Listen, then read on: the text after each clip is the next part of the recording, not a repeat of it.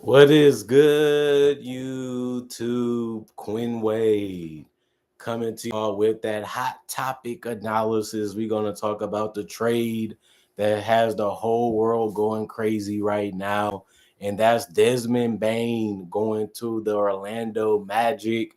The Orlando Magic have agreed to acquire Desmond Bane from the Memphis Grizzlies in exchange for Kentavious Caldwell Pope and Cole Anthony. 4 first-round picks and a first-round pick swamp. This deal will likely be completed prior to the league year changing over on July 1st due to the tax apron issues for Orlando. The thing about this is obviously Desmond Bane is one of the best players in the league, one of the best guards in the league. He has really became a well-rounded player, and I'm not really surprised that the team wanted him. I'm surprised that Memphis actually wanted to get rid of him. But this is a guy that last year he averaged 19 points, 6 rebounds, and 5 assists. The man can play in the pick and roll. The man can create his own shot. He can get to the basket. He can shoot decent from three. He was at 39%. Some seasons he shot 40% from three. He's a guy that can play a lot of minutes. He's well conditioned. He's a guy that can even step it up in the playoffs.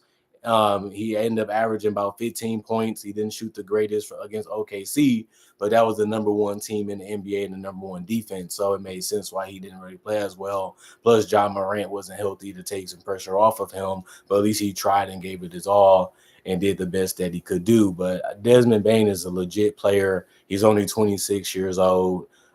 He's a legitimate 6'5", 215. And he's an upgrade over Cole Anthony. He's an upgrade over Caldwell Pope. Plus, you had to try to find a way to keep Cole Anthony. You realize Pope really couldn't shoot or create the way that he needed to, like he did back in the day for other teams like the Lakers and the Denver Nuggets. He's not the same Pope, and he just don't have the same pop or the same scoring ability, especially compared to Desmond Bane. Plus, Desmond Bane is a young player, and he fits the timeline of your stars like Paulo Banchero and Franz Wagner and even Jalen Suggs, who you didn't give up in this trade, allowing you to be great at every position, basically, probably besides the center position. The picks the Magic are sending for the Grizzlies are the 16 overall pick in the 2025 NBA draft, the Phoenix Suns 2026 first round pick, and Orlando's 2028 first round pick, and Orlando's also their 2030 first round pick. The Magic will also send the Grizzly a light protected first round pick swamp in 2029. So not only do you get a bunch of assets for a great guy, it allows you to still have some solid players at those positions so you can still stay competitive, which the Grizzlies want to probably still do. The Magic are looking for shooting and scoring help to open the floor for Paulo Banchero and Franz Wagner to be able to score more easier and more consistent. And Bane allows them to have a guy to get his shot and also help them get their shot and allow them to play off the ball a little bit too if it's needed. Um, Bane also, like I said, is a guy that can defend. He's a guy that understands his game. He's not really going to come in trying to do something that he's not normally going to do, and that's something that just makes the team more balanced and makes the team just get to another level that they was trying to get to last year, which they never was really able to reach, mainly because of the shooting and the fact that they had injuries at the wrong time. The Grizzlies will clear some long time payroll with this trade. That's important given the team has key free agents upcoming in Santi Adama this summer and also Jaren Jackson Jr., who they might want to keep around. So somebody has to get a bigger payday. So somebody has to go. And like I said, Desmond Bane is actually a great player. So it makes sense for somebody to want him. As soon as next offseason, Memphis could also clear up some cap space to renegotiate and extend Jackson this offseason. Pope and Anthony will give Memphis affordable backcourt depth around star Ja Morant, who has been the player that they want to build around. And that has been something that's been tough and frustrating too, because he hasn't really been able to stay healthy for a long period of time, even in the playoffs sometimes. And they have to figure out what they're going to do with him. Do they want to keep him long term, or do they feel like they need to go in a different direction with him? Because if your best player is never really available and never really giving your all because he's always injured, you're not really going to get that far with that guy taking so much of your salary cap and making your roster mediocre because you had to give him so much of the money to keep him on the roster because that's what they want, to $200 to $300 million contracts, which makes sense for them. But the team actually gets in a tough situation where they can't put the necessary talent around you to be able to win. Because if I had to be honest, the Grizzlies got worse with this trade. I don't feel that Cole Anthony was going to help them that much, especially because John Morant going to be playing majority of those minutes. And Caldwell Pope, like I said, he's a little worse than Desmond Bane. So if you're going to re-sign Aldama, you're going to re-sign Jaren Jackson or even entertain it, somebody's going to have to play bigger than ever. Maybe Jalen Wells plays better. They give him a bigger role or allow him to handle the ball a little bit more. We don't know what he's going to be able to do because he had the surgery and he's still not healthy enough to, start practicing against some real dudes because his surgery it went through successfully, but he's not fully healed. So he might not even be able to start the season. And if he is, he's going to have to get some of that rust off of him. So it's going to be interesting to see what the Grizzlies choose to do the next two free agencies, because these are going to dictate if they're going to be a championship team in the Western Conference or they're not. You know what I mean? Because Desmond Bane, that's a tough loss, especially when you're getting Pope and Cole Anthony. And then, like I said, you have to nail your picks. That's something that I would give them. They have been able to nail their picks. So they got more chances to do that in the future, and they have that to do that in this draft that's coming up in 2025, which is a couple weeks away.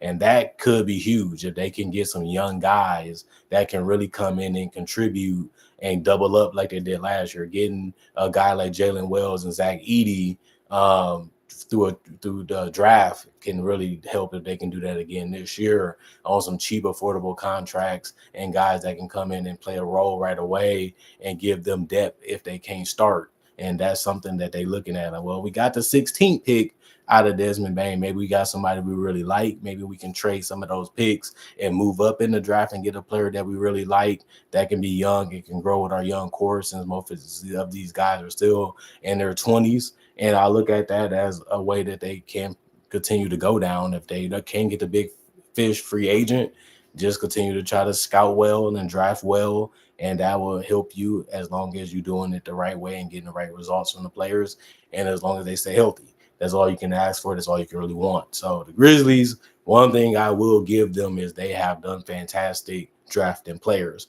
as an organization. So if that continues, maybe this trade isn't as bad, because you do get off that contract that Bane's under, and you do have a chance to go in a different direction, maybe get stronger or longer at that position, maybe get somebody that can, do some similar things that Bane could do.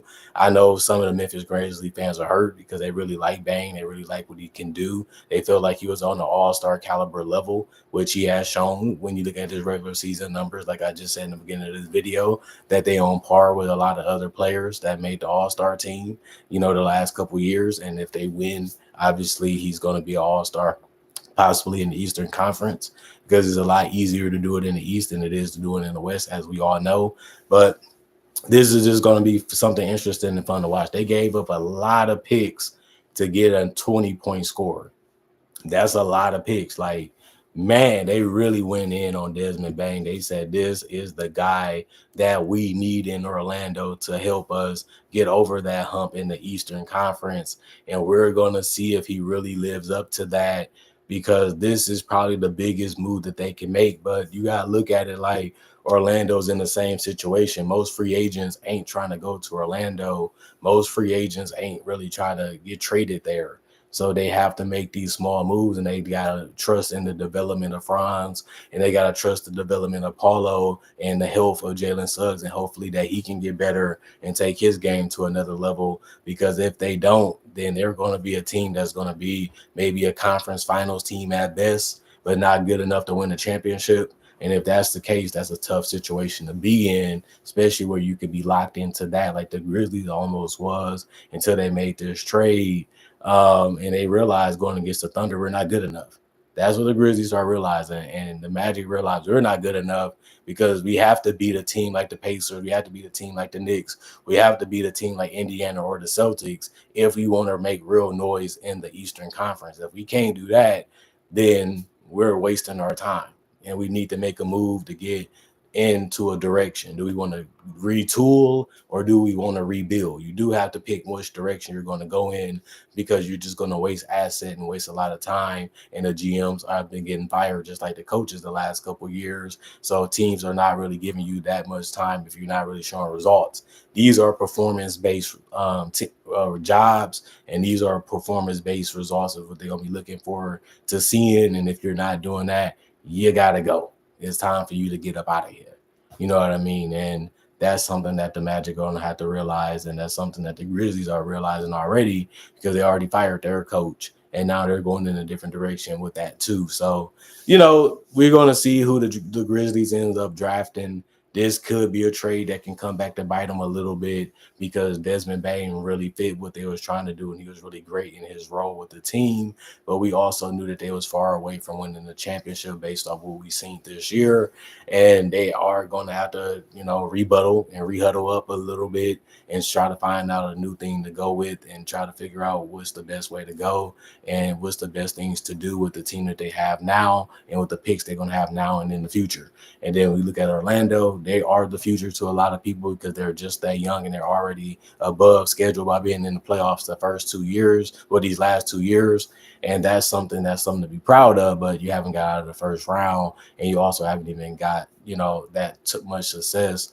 And you took a little bit of a step backwards when it comes to success too, compared to last year. So that's something that they have to make, have in the back of their mind. And some decision that they're going to have to continue to make.